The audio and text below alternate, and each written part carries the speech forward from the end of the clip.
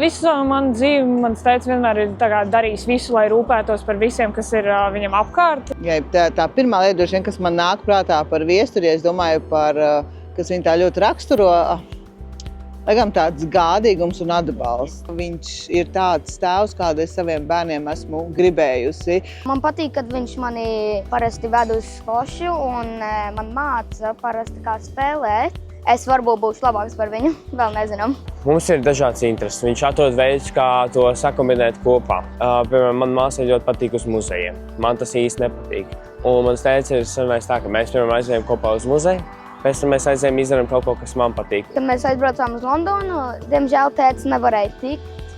Bet pat, ja mēs tur nebijām, viņš katru vakaru vai dienu sazvanījās ar mums, tā lai mēs jūtamies, ka viņš tur ir.